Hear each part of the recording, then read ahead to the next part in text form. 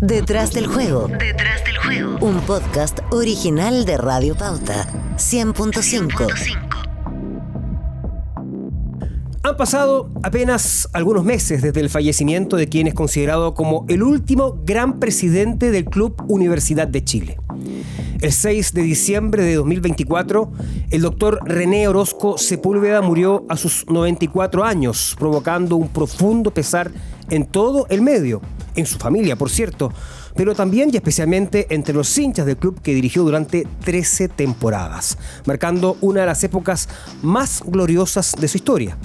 Sus funerales fueron una potente demostración del cariño, afecto, respeto y especialmente del gran reconocimiento que los seguidores del club hacen de su aporte para, primero, rescatar a la institución de uno de los momentos más oscuros de su historia, hasta llevarlo luego a conquistar títulos, terminando con una sequía que se prolongó durante 25 años. Su amor por la U, camiseta a la que defendió con su estilo frontal, apasionado, a veces muy duro, le permitieron ganarse muchos adeptos, pero también grandes enemigos, aunque él los trataba de simplemente adversarios. Fue un dirigente sin duda polémico que nunca eludió el debate. Fue un gran opositor a la transformación de los clubes en sociedades anónimas y sus argumentos de advertencia de los males que podía traer una estructura sin contrapesos y que hoy, 20 años después, constatamos, hacen que su posición de entonces adquiera mayor relevancia. En el capítulo de hoy queremos rescatar la figura del doctor René Orozco, una mirada más íntima de un dirigente que está en la historia grande de la U y también del fútbol chileno. Para eso nos visita en el estudio a la persona que estuvo siempre más cerca de él en todos esos años. Alguien que lo acompañó en el día a día, en los estadios, en su casa, en los almuerzos, que sin duda guarda muchos secretos y anécdotas de su paso en la dirigencia del fútbol. En Detrás del Juego recibió la visita del periodista Pablo Orozco, hijo del doctor, testigo de primerísima línea de uno de los grandes personajes del fútbol chileno en los últimos años. Bienvenido a Radio Pauta, Pablo. Gracias por estar acá. No, gracias por invitarme y muy contento de poder hablar un poco de mi padre en esto. Han pasado como 4 meses ya de su fallecimiento. Y bueno, ¿cómo ha sido esa ausencia en estos meses? Mira, él tuvo una enfermedad progresiva y por lo tanto yo creo que su ausencia partió mucho antes de su muerte. Él se fue apagando poco a poco. Y por lo tanto fue como alejándose de la vida cotidiana. Tenía simplemente algunos momentos de lucidez y otros momentos ya no conversaba como antes, le costaba ver fútbol y por lo tanto ya no era lo mismo que era. Entonces yo creo que como familia, por lo menos algunos miembros de la familia, vivimos el duelo de su partida mucho antes de que ocurriera su muerte, porque mi padre poco a poco dejó de ser lo que era y lo que todos nosotros conocíamos, con su carácter, con su forma de ser y su conversación y su inteligencia. Absolutamente, y eso efectivamente la gente lo notó porque él tenía una vigencia, una presencia permanente en los medios y de repente como que dejó de estar. Eso fue una decisión familiar, obviamente, ¿no? Sí, claro. Nosotros que en un momento decidimos como familia alejarlo de los medios para que la gente pudiera tener un recuerdo de él, que era el que él también hubiese querido que la gente tuviera, que era cuando él estaba con todas sus facultades. Y sufrió el Alzheimer, ¿no? No, tuvo un proceso de demencia senil progresivo que partió primero con pérdidas de equilibrio y por lo tanto le significó algunos accidentes y después, fue poco a poco perdiendo distintas condiciones, movilidad y un montón de otros temas de ese tipo. ¿Tenía momentos de lucidez en los últimos...? Tenía momentos de lucidez. Yo tengo una conversación bien íntima con él, hartas veces, por supuesto, en estos años. Cuando ya estaba muy cerca de morir, ya estábamos de hecho esperando simplemente que él decidiera partir de la tierra. Fue muy porfiado hasta el final, no quería, la peleó hasta el final, hasta el último respiro él estuvo peleando. En un momento estaba saturando el oxígeno muy bajo. Y por lo tanto todos esperábamos que en cualquier momento su corazón dejara de funcionar. Y le pusimos la canción de la U. Yo le puse la canción de la U en el oído y empezó a saturar de nuevo mucho. No te puedo creer. Subió 10, 15 puntos inmediatamente, escuchando la canción, y abrió los ojos y como que se reincorporó un poco. Y eso, bueno, le permitió algunas horas más de vida, si quieres uno llamar vida a eso, que en el fondo él estaba bastante desconectado, pero la U le generaba esta emoción, incluso estando desconectado le generaba esta reacción. O sea, le hiciste escuchar el himno de la Universidad de Chile. Claro, en el teléfono se lo puse en el oído para que lo escuchara. Él estaba con los ojos cerrados y inmediatamente empezó como a reincorporarse levemente. No fue milagroso ni nada, pero recuperó oxigenación, recuperó algo de atención, ya estaba en un estado de semisopor. Entonces, pero estábamos toda la familia ahí con él y todos lo vimos. De hecho, un hijo mío decía, si yo no lo hubiera visto, no lo hubiera creído. Estas son las historias que cuentan las abuelas o las tías para hablar de las personas en algún momento, pero mi hijo, yo lo vi, así que yo sé que eso ocurrió. Efectivamente, Pablo, en la canción. Y efectivamente también lo escuché de una de tus hermanas que tenía un chunchito de lana, que no sé quién se lo había tejido, pero que también era como algo que él en los últimos momentos también como que lo necesitaba tener, ¿no? Sí, tenía. Él mantuvo una relación con la U muy, muy profunda, muy fuerte, desde que llegó a estudiar desde Antofagasta a los 17 años. Medicina en la Universidad de Chile. En ese momento venirse a Antofagasta a Santiago era dejar de hablar con la familia durante largos periodos y dejar de verlas largos periodos. Después tenía que viajar a un barco o cuando había un poco más de plata en avión a ver a su familia en Antofagasta. Mis abuelos no venían normalmente de Antofagasta a Santiago nunca. Él vivía con una tía, una hermana de mi abuelo, mientras estudiaba medicina.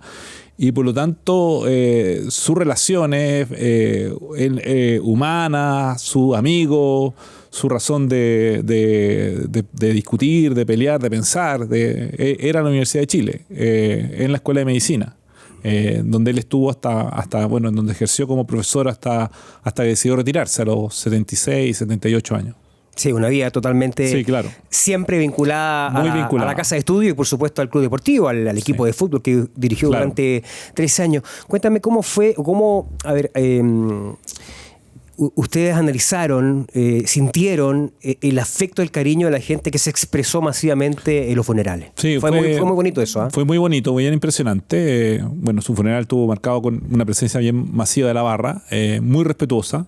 En todo momento ellos dejaron que la misa ocurriera como tenía que ocurrir, usaron los espacios que tenían, estuvieron presentes todo el rato con mucho respeto. Se lo agradezco mucho, creo que es un reconocimiento también a lo que él lo hubiese gustado hacer. Él era católico y por lo tanto a él le importaba el tema religioso y por lo tanto fue respetado eso por la barra durante todo el tiempo. Había mucha gente, todos muy cariñosos, de distintas edades. Algunos no lo habían visto como dirigente, sino que habían escuchado desde las historias. Fue bien emocionante para nosotros como familia, porque en general los dirigentes no se van en ese ambiente. Eso puede pasar con un futbolista conocido, famoso, pero yo no recuerdo que un dirigente de un club, que además dejó de ser dirigente hace tanto tiempo, haya tenido una despedida como la que él tuvo, y por lo tanto para nosotros fue motivo de alegría y además nos ratificó lo que nosotros habíamos visto cuando él estaba vivo. Exactamente, cuando termina la misa y después un poco la barra se hace cargo, ¿no? de haber hecho en ese traslado hacia el auto para tomar el tránsito final hacia el cementerio. Se produjo un momento, me imagino, muy, muy emocionante porque es como el estadio mismo que lo estaba despidiendo ahí. Sí, salimos con la canción de la U, por supuesto, que era lo que teníamos que hacer, y con el grito de los de abajo. Pablo, y después pasó un tiempo y se produce un homenaje en el estadio. Sí. Con motivo de la primera fecha del campeonato 2025, el partido de la U con Ñublense, estadio lleno. Son muy pocos, sino escasísimos, ¿no? Los minutos de silencio que la gente en los estadios en general respeta. Sí.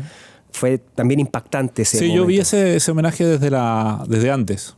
Yo fui con mis hijos, pero no quise participar en el homenaje. Yo trato de no tuvimos ahí unas diferentes visiones. Yo creo que a mi padre no le habría gustado recibir un homenaje de los actuales administradores de la U, y por lo tanto me pareció que no era bueno estar. Yo estaba de las tribunas, donde yo creo que a él también le parecería más interesante. Pero fue muy emocionante, efectivamente. La gente estuvo en silencio y bastante, como digo, mucha gente no lo conocía, no lo conoció, solo escuchó algunas algunas historias de él o vio algún video en alguna plataforma. Pero por eso es bien interesante, bien interesante para nosotros como familia ver que lo que él quiso dejar a través del fútbol, su visión de una sociedad que la trataba de transmitir a través de la Universidad de Chile, también tuvo recuerdo en las personas que fue de harto respeto. Sí, fue impactante realmente el minuto de silencio porque fue conmovedor. Tú señalabas que preferiste no participar activamente, no estar en la pista de recortar. Sí, una parte importante de la familia estaba allí. Estaba mi hermana, una de mis hijas, mi hija mayor, Francisca, y algunos sobrinos. Que dijeron que su presencia ahí no necesariamente significaba el apoyo azul. No, por supuesto. ¿Tú quisiste ser consecuente con el pensamiento de tu padre respecto de la administración? Sí, yo creo que yo no estaba cómodo de estar de hecho, mira, a la iglesia de mi padre fueron un par de ejecutivos o de funcionarios de Azul Azul. No fue el presidente de Azul Azul ni ningún miembro del directorio. Ningún miembro del directorio representante de Sartor, porque si fueron miembros del directorio representantes de la minoría dentro del directorio de Azul Azul. Entonces me parecía que era poco creíble que no habiéndose presentado en el funeral, ni en la iglesia, ni a dar su pésame, ahora quisieran aparecer como dirigencia haciendo este homenaje. No me parecía, y yo creo que mi padre tampoco hubiera estado cómodo de estar con ellos. De hecho, él nunca quiso participar en ninguna actividad donde estuviera Azul Azul presente. ¿Lo invitaron en algún momento o no? Lo invitaron en algún momento, hace muchos años atrás, en algún momento.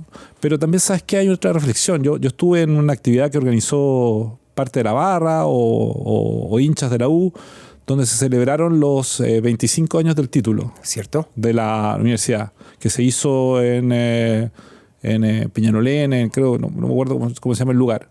Y eso lo tuvieron que organizar los hinchas. O sea, no lo organizó el club. Estaban los jugadores. Estaba prácticamente todo el plantel campeón del 94.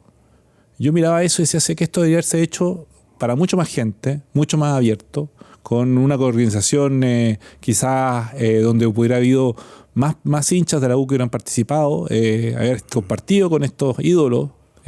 Vino Aredes, sí, estaba parte importante del plantel, gente que yo no veía hace mucho tiempo. Jorge Socía, el técnico de la época. Jorge Socía, hasta Arturo Salá. Arturo Salá también. Entonces era eso que lo habría organizado el club. La dirigencia del club lo terminaron organizando un poco de hincha. Entonces yo creo que eso también refleja la relación del club con la historia de la U y con la hinchada. Por lo tanto no me representan y por eso prefiero no participar con ellos. Me habría gustado, prefiero estar con la gente de la hinchada.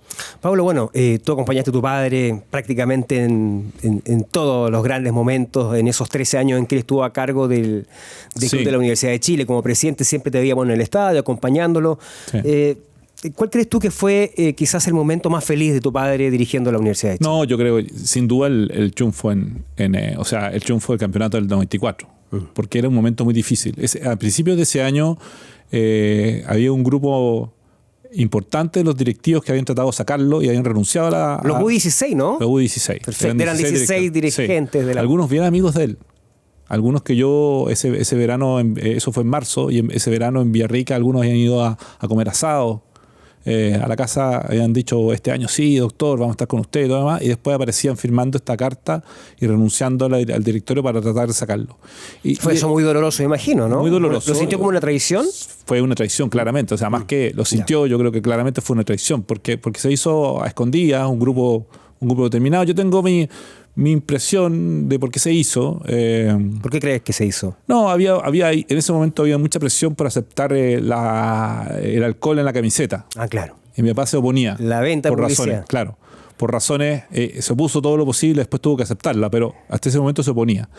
Y yo también creo que hay un tema también de que mi papá en ese momento hablaba mucho que Dios, que gracias a Dios, y había un grupo de personas que no se sentían cómodos con esta tanta alusión valórica a Dios.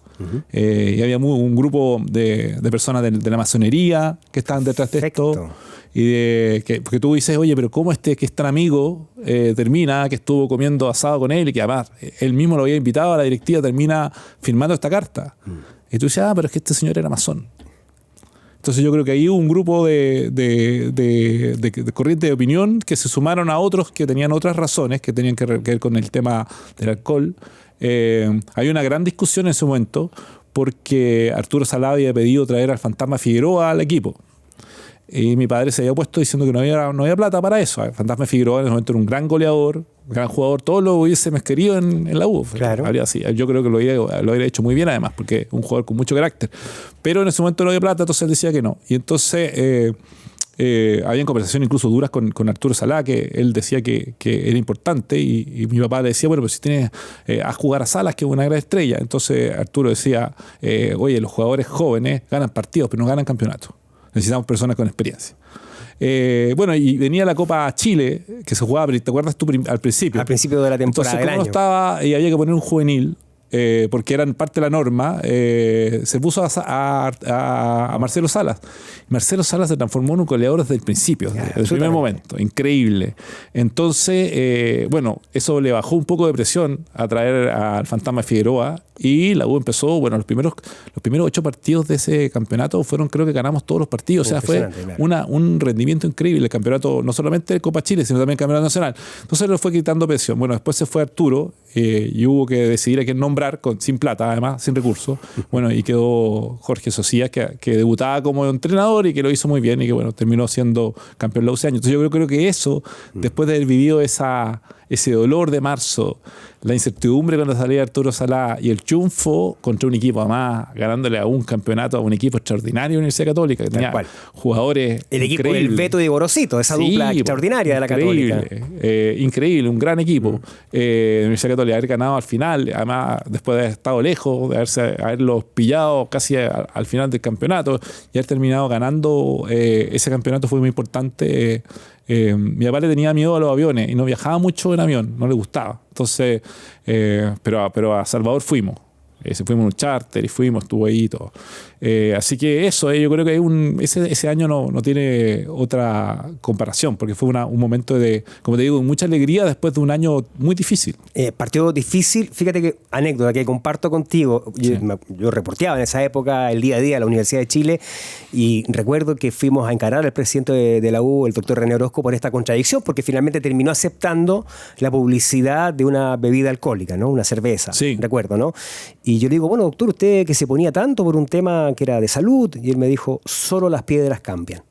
Tu padre no era para nada, o sea, tu padre era pragmático. Claro, todo solo evento. Las piedras no cambian. Perdón, sobre las piedras no cambian. No, fue hasta las piedras cambian con la erosión, perfecto, me dijo. Perfecto, sí. Ese era el sentido de lo que pasa es que, claro, después tú te empiezas a entusiasmar y dices, oye, ¿sabes que ya que ganamos el campeonato, ganemos el siguiente, pero si traemos una persona, un jugador más, nos están ofreciendo este jugador, es una gran posibilidad, ¿cómo no lo vamos a traer? Ya sé que es caro, pero entonces tú empiezas a actuar con mucho entusiasmo, entonces empiezas después a decir, ya, bueno, necesitamos recursos para pagar este entusiasmo, que es lo que termina generando problemas, o terminaba en ese momento generando problemas a los clubes. ¿Y cuál fue la gran frustración entonces del doctor? Si tenemos el momento de alegría máxima, el título del 94, tú que estabas muy cerca de él. Yo creo que no haber podido construir el estadio y haber hecho la ciudad deportiva que quería hacer en Noviciado. Una cuestión más institucional, más allá de lo deportivo. Sí, yo creo que eso porque al final eso él entendía, bueno, cuando él llegó, la U entrenaba en un campo que no tenía ni siquiera las condiciones mínimas. Después se construyó el Caracol Azul, sí. Donde se entrenaba con unas condiciones un poco mejor, y se logró construir unas canchas decentes, pero él entendía que eso era insuficiente, que la U necesitaba un estadio, canchas propias, y por lo tanto él adquirió esos terrenos en nombre de la U, del noviciado, que fueron terrenos que eran complejos, pero que incluso hicieron algunas obras bastante importantes, por ejemplo, para impedir el anegamiento que podían sufrir esos terrenos, para empezar a prepararlos como un futuro cancha deportiva de la universidad y un estadio que hoy día sería muy útil para la U. No hemos logrado tener un proyecto tan cercano como ese todavía. Y estaba solo la salida de Santiago. Entonces era un buen lugar. Yo creo que él siempre pensó y soñó que ahí podía construirse, y fue porfiado hasta el final. Más allá de lo razonable muchas veces, en defender que eso era una inversión que la U debería haber mantenido, más allá de los problemas de jugadores o del campeonato, claro, o la misma quiebra. Entonces, hubo peleas emblemáticas, ¿no? Por ejemplo, el distanciamiento con Marcelo Salas. ¿Eso cómo lo...? Pero es raro, porque todo es que Salas no estaba en la celebración que yo te digo. Claro, fue todo el plantel y Marcelo Salas no fue. Entonces no sé si el distanciamiento de mi papá es con Marcelo Salas, que yo creo que es un gran ídolo, para mí es un ídolo, personalmente para mí es un ídolo, o es Marcelo Salas de la U. Pero a mí me llama la atención. Vino la familia del bombero Ibáñez. Viajaron por tierra desde Argentina para estar en esta celebración. Tú sabes, el bombero murió lamentablemente hace unos años atrás. Pero tuvieron los hijos que hablaron, estuvo la viuda compartiendo su memoria. Yo creo que estaban prácticamente todos los jugadores. El único que yo eché de menos así en esta celebración, que digo que ocurrió en diciembre de este año, fue Marcelo Salas. Entonces yo no sé si el distanciamiento de Marcelo Salas era con mi papá o era con la U. Y tenía que ver, yo creo, básicamente con las condiciones de su traspaso a River y algunas condiciones que Marcelo puso para poder aceptar ese traspaso. Yo creo que de ahí partió. Yo estoy en contra de la gente que dice que ahora el fútbol es un negocio. Yo creo que siempre el fútbol ha sido un negocio. Lo hace que habitualmente era un negocio para los jugadores y para los representantes de jugadores. Y para quienes trabajaban para el fútbol. La diferencia es que ahora es un negocio también para los dueños de los clubes, que antes no era un negocio. Entonces, creo que poco a poco se ha ido perdiendo ese jugar por el amor a la camiseta. Yo entiendo, todos son profesionales y tienen que jugar, y todos hacemos, claro, y trabajamos donde, por supuesto, tengamos las mejores condiciones posibles pensando en nuestra familia. Pero también uno tiene un cierto cariño, sobre todo jugadores formados. Y yo creo que en esa mi papá quedó un poco decepcionado de Marcelo por la forma y las condiciones que él pactó y que él impuso para poder ser vendido a River. ¿Y nunca volvió a conversar con él? Yo creo que no me acuerdo. Me acuerdo que en un momento vino parte del intercambio, era un partido River, la U aquí en el Estadio Nacional, que todo esto estuvo lleno, un gran partido, sí, donde Marcelo Salas iba a jugar por River un rato. Me acuerdo que en ese momento se le acercaron a mi papá a decirle que Marcelo Salas había decidido no jugar si no le pagaban, no me acuerdo, $50,000. Que era una forma como, y estando el equipo y el club en Chile. O sea, River en Chile. O sea, se restaba de un partido que además era parte del pago, claro, que River había comprometido con la U, que era en el fondo la recaudación de ese partido. Claro. Entonces son ese tipo de cosas que yo creo que terminaron marcando un alejamiento de mi papá con Marcelo Salas. Pero como digo, no es solo con mi papá, porque como yo no he visto Marcelo Salas en muchas actividades donde se celebren eventos de la Universidad de Chile, como los campeonatos del 94 y del 95. Estás escuchando un podcast original de Radio Pauta 100.5. ¿Qué otro momento complejo tú recuerdas que pudieron a mal traer al doctor?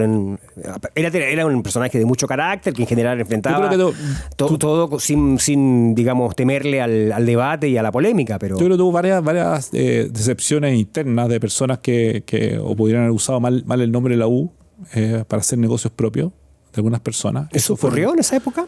Yo creo que debe haber ocurrido en un momento. Y había bien a él, por supuesto, ese tema él decía, oye, con la plata de uno se come, no se viaja, ni se pagan hoteles para los dirigentes. De hecho, yo cada vez que iba al estadio, nosotros pagábamos, y él tenía entrada, por supuesto, por ser presidente de la U, pero yo pagaba cada vez que lo acompañaba, pagábamos la entrada. Mía, porque a él le parecía como parte de dar el ejemplo. Entonces, mi papá era muy estricto en eso.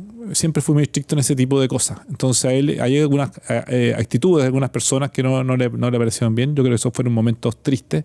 Yo creo que también tuvo algunos momentos de mala suerte. Hubo algunas crisis económicas donde el precio, tú sabes que las primas y los sueldos de los jugadores se calculan en dólares. Claro. Los ingresos de la U eran en pesos. Claro. Y hubo momentos donde el dólar subió muchísimo y había que pagarle las primas, los sueldos y otras o la compra de un jugador en dólares, y por lo tanto los recursos que parecían a principio de año ser suficientes, cuando ya estaba ya a mitad de año veía que no tenían que alcanzar.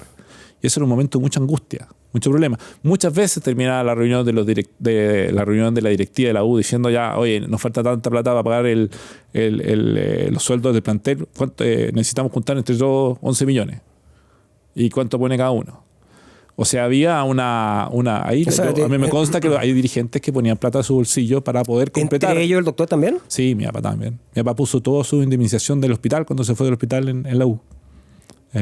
Entonces ahí uno... Perdón, el doctor Orozco, con la indemnización del hospital... Sí, no era por sus años de servicio. Yo creo que algo recuperó después, pero no estoy seguro. Mira, él no servicio de la Universidad él no de Chile. contaba mucho esto porque sabía que no iba a tener algunas incomprensiones internas familiares. Entonces, él hacía esto, claro, digamos, de su chequera personal. Perdón, o sea, reitero, usó la indemnización por año de servicio. La aportó en un momento, creo que eran como 35 millones de pesos. No sé si parte de eso lo recuperó algún momento después. Pero en un momento tuvo que poner como 35, 32 millones de pesos, que en ese momento era harta plata. Mucha plata. Hoy también sigue siendo muchísimo dinero, Pablo, perdón, pero sí, claramente... Era toda la vida que él tenía, entonces cuando se iba le daban algo así. No me acuerdo bien el monto, pero era un monto como me suena como eso, puede ser menos. Pero eso era la forma de hacer. Por eso digo yo, el fútbol siempre ha sido un negocio, pero no era un negocio para los dirigentes y para los dueños. Porque no es solo en el caso de la U, estoy hablando del caso de Colo-Colo, en el caso de la Unión, en el caso de Audax Italiano, en el caso de Palestino. Los dirigentes estaban ahí por amor a la camiseta. Sí. O sea, ninguno de ellos estaba ahí para ganar un sueldo. El presidente de la NFP no ganaba un sueldo en esa época. Claro. En ese hoy. Entonces había otra relación entre el fútbol y la sociedad, que era una relación con todos los errores que cometían los dirigentes, cometieron mi padre incluido en esa época, pero era una relación que no tenía que ver no era una relación económica. Y los errores eran errores de entusiasmo, estos problemas que te digo. Yo creo que parte importante de la quiebra de la U se explica por el mal momento y el aumento del precio del dólar en un momento donde la U tenía mucha inversión en jugadores pensando en volver a ganar o acercarse en una Copa Libertadores. Entonces, y donde se produjo un descalabro muy, muy grande en cuanto a los ingresos que eran en pesos y el precio del dólar en ese momento. Entonces, todas estas condiciones que no le afectaban solo a la U, le afectaban a muchos dirigentes, ocurría. Pero la U no tenía un gran mecena a diferencia de otros. Porque si tú miras la Unión, Audax, Palestino, varios otros clubes tenían mecenas detrás. Claro. Tampoco el costo de la Universidad de Chile, que es grande. Era grande, siempre. tenía un equipo grande, pero además otros clubes tenían mecenas. Si tenía muchos problemas económicos, venía alguien, decía ya, yo voy a poner tanta plata. ¿Y la relación con la casa de estudio fue fluida en la época de tu padre? Sí, yo creo que sí. No había problema. No había problema. Bueno, había una estrecha relación, por supuesto. Sí. No hubo problemas con la universidad. Además, la U, acuérdate que la U también sufrió mucho. Y uno de los momentos duros fue cuando, por alguna razón, que yo no me entiendo muy bien, hubo varios jugadores que fueron detectados con drogas. Exactamente. Pero Y tu padre lo manejó con mucha reserva eso. Con mucha reserva. La institución, el club en general. Claro. Pero eso pegó súper fuerte porque había jugadores que no podían jugar, jugadores además muy importantes para el club y para el equipo que se estaba armando, y que no podían jugar porque estaban con un consumo de drogas, y por lo tanto, bueno, podían ser castigados por doping. Exacto. Y por lo tanto, para no correr ese riesgo, no se les hacía jugar, pero había que pagar el sueldo, los premios y todo lo demás. Entonces, hubo ese tipo de situaciones. En esa época, entiendo, yo recuerdo haber tenido esa información, que tu padre, como presidente del club, también llevó a los jugadores a que se sometieran a algunos tratamientos. Sí. O sea, no los abandonó, no dijo aquí se acaba el contrato. No, y en ese momento además se hizo examen de pelo. Claro. Partieron los dirigentes haciendo esos exámenes de pelo. Sí. Todos los que quisieron hacérselo. Para probar que no tenían consumo de droga. Se lo pidió a los jugadores también y al cuerpo técnico. De forma tal de que supiéramos que este tema no estaba entrando a la U por un canal institucional. Pero hubo un momento donde yo no sé si la U hizo una investigación mayor y se dio cuenta de un número de jugadores que estaba consumiendo drogas que estaban prohibidas deportivamente. Porque en la vida privada tú puedes hacer lo que quieras, pero deportivamente hay un número de drogas que están prohibidas. Y se dieron cuenta la U que esto estaba pasando. Y por lo tanto tuvimos la mala suerte que se concentró un número de jugadores más o menos relevantes en la U que estaban consumiendo droga, o los demás clubes no hacían pesquisa. Claro. Acuérdate que era la época, era una época donde tampoco había tanta tecnología por doping. Entonces, puede ser, yo nunca entendí bien cuál de los dos o una mezcla de ambos factores.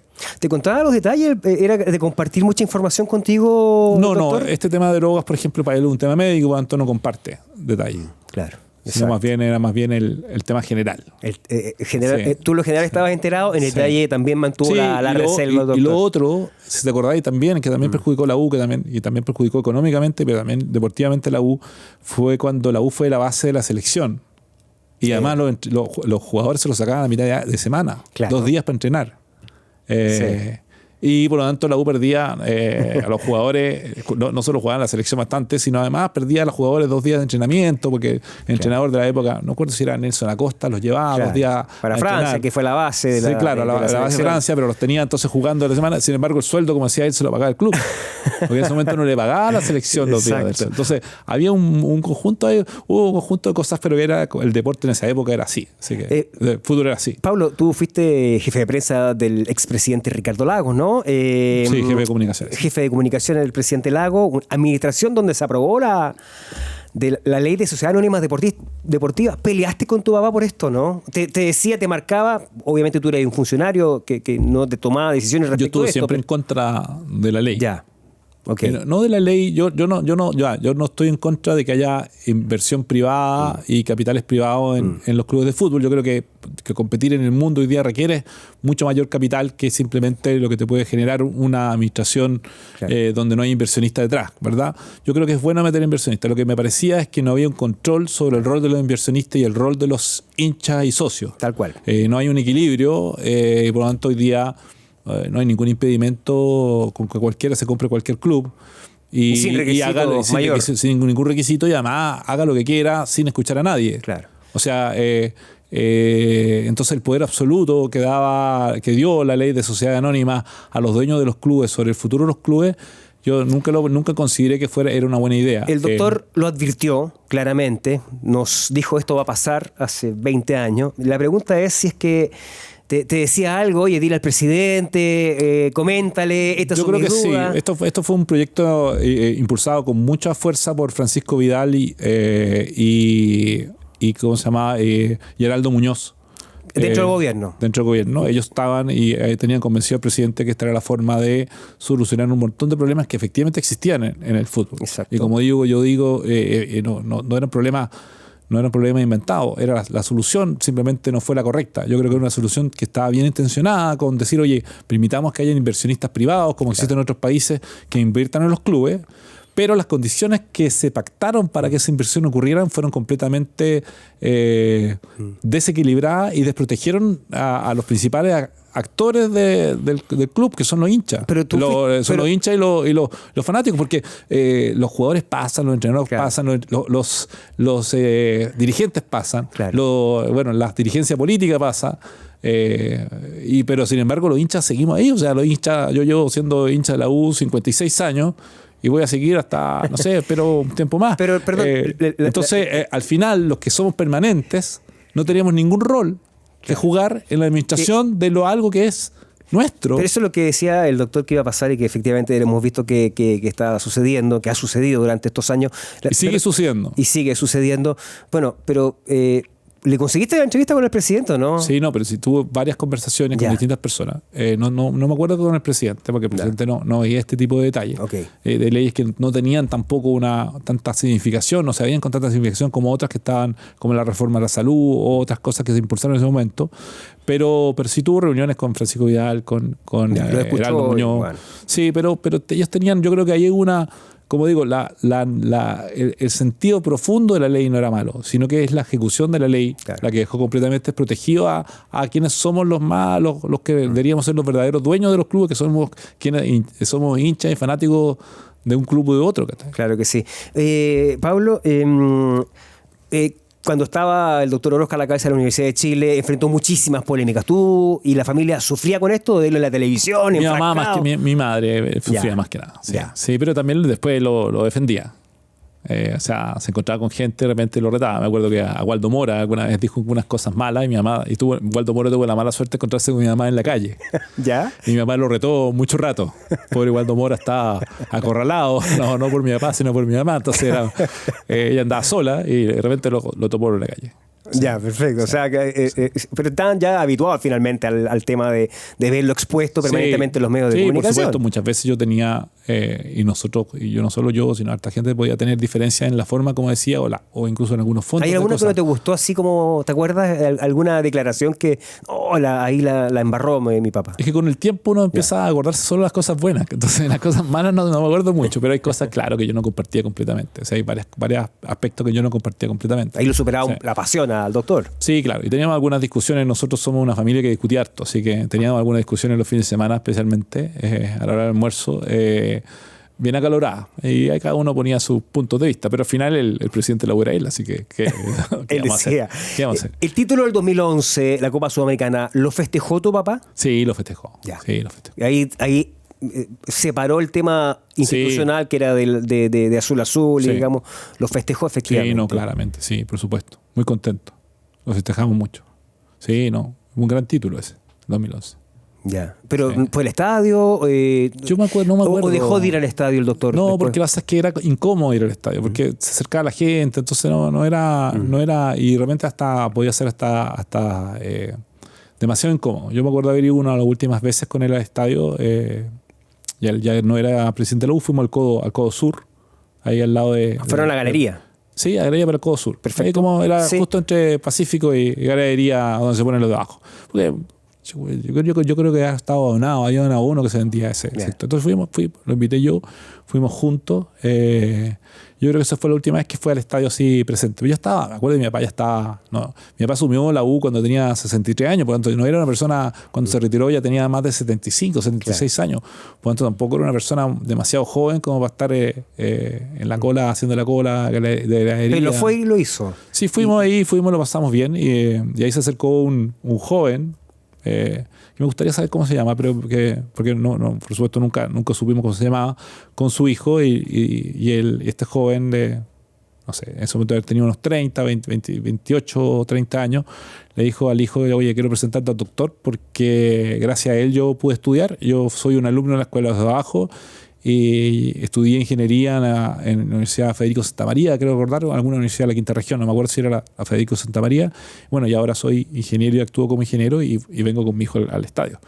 Entonces, yo cuando terminó eso dije, mira, esto ya vale la pena. O sea, la escuela de los bajos, ya todo lo que peleaste por la escuela de los bajos se justifica solo con este testimonio de este joven que había logrado terminar el colegio y entrar a la universidad y tener una vida mucho mejor gracias a que había tenido la oportunidad en la escuela de los abajo.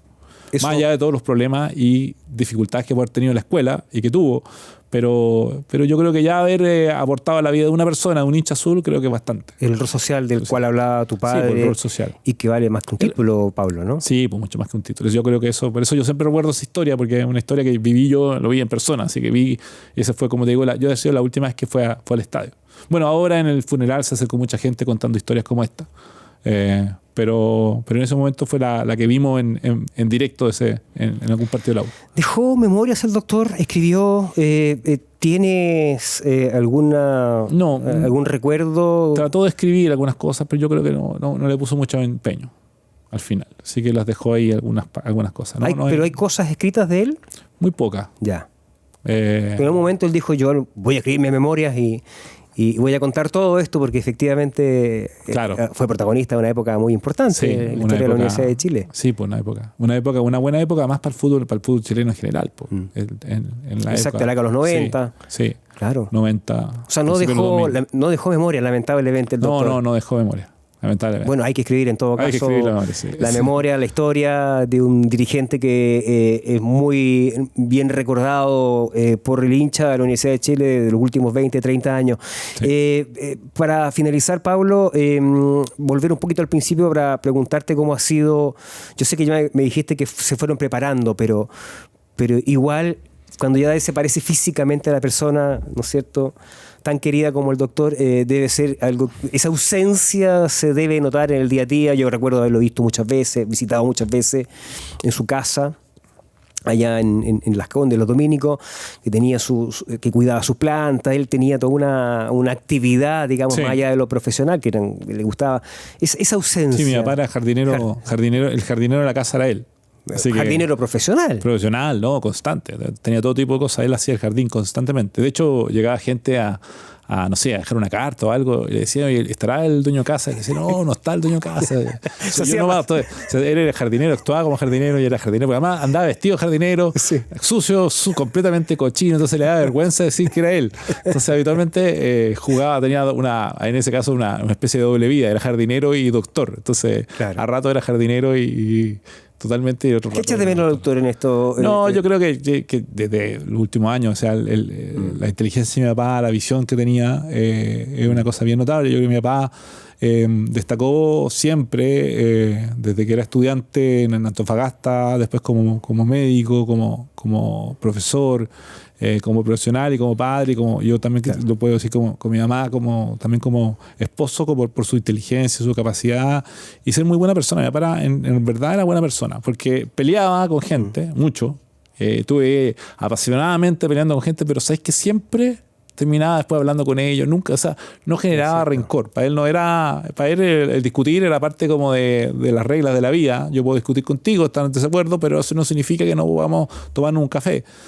No todos lo entendían así, pero cuando él podía, siempre se acercaba a las personas con las cuales había peleado. Ahora, a veces se le pasaba un poco la mano y terminaba. Mi mamá siempre decía, lo que pasa es que tú no entiendes, René, de que a veces tú peleas y tú lo consideras como una pelea más, y para la persona tú le dijiste algo tan terrible que no se va a olvidar nunca. Es verdad. Pero bueno, la demostración de que efectivamente no tenía rencor es que se dijeron muchas cosas con los dirigentes de Colo-Colo en los momentos álgidos, ¿no es cierto? Sí, pues. Y Peter Dragicevic es uno de los dirigentes que asiste a su funeral y que tiene palabras muy elogiosas respecto del rol que tuvo tu padre, el doctor René Orozco, como dirigente del fútbol. Sí, no, claro. Con Colo-Colo hubo muchos momentos de disputa, pero siempre después se terminaban tomando un café, porque entendían que esto es deporte, fútbol. Tú puedes defender o sea, la gente tiene que esperar que un representante de una institución como cualquiera, como la U o como otra, tiene que defender sus puntos con toda la fuerza posible, pero eso no significa que hayan enemistades personales con el que está defendiendo los puntos, también con la fuerza posible de otra institución. Entonces, con Colo-Colo hubo muchas disputas. Mi papá fue escupido en el Monumental varias veces, le tiraron bolsas con pichí varias veces, pero él iba al Monumental, se quedaba, cruzaba por la cancha, porque decía, no, esto es parte de tenía carácter el doctor, ¿eh? Era parte de lo que había que hacer. Había parte de lo que hacer. Y bueno, finalmente, Pablo, agradeciendo tu presencia acá, decirte que quizás porque tenía un hijo periodista, también fue muy generoso en general con el periodismo, entendía, siempre daba las entrevistas en su casa, en su consulta, en el hospital, siempre tenía espacio porque entendía el rol del periodismo. Bueno, es que yo creo que es súper importante el rol del periodismo siempre, pero además de eso es la forma. Yo creo que, mira, una de las cosas que también le critico a esta dirigencia azul es que no dan cuenta. Claro. Porque como son dueños absolutos de la U, ellos no actúan con transparencia. Ellos sienten que hablan cuando quieren, no tienen que decir, dicen lo que quieren, cuentan lo que ellos quieren contar, se someten muy pocas entrevistas serias y duras, porque en realidad ellos se sienten dueños, como dueños hacen lo que quieren, hago lo que quiero, no tengo que contarle nada. Mi papá no se sentía dueño de la U, él sentía que tenía que dar cuenta constantemente. Y la mejor forma de dar cuenta constantemente lo que hacía era hablar con los periodistas, con los distintos programas, responder las preguntas difíciles, estar siempre disponible, porque cuando tú actúas como actúan los actuales dirigentes, en el fondo estás transmitiéndole a los hinchas de la U que no les importa, que no los reconoces como alguien importante, por lo tanto tú no tienes por qué informarle nada de lo que pasa en el club, porque en el fondo el club eres tú. Y eso no era la visión que tenía mi papá de ello, y por lo tanto el periodismo para él cumplía ese rol de inquisidor, de buscar transparencia, de buscar información que pudiera incluso poner en problemas al mismo presidente de la U. Pero era parte del rol de no sentirse dueño de la U. De sentirse una persona más, un funcionario más que está tratando de hacer lo mejor posible.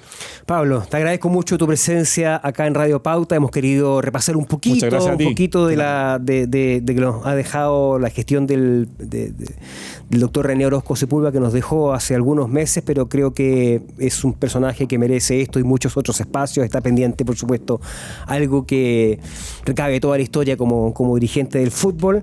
Así es que ha sido muy importante tu presencia acá. Te agradezco nuevamente. No, gracias a ti, muchas gracias. Y a Radio Pauta también.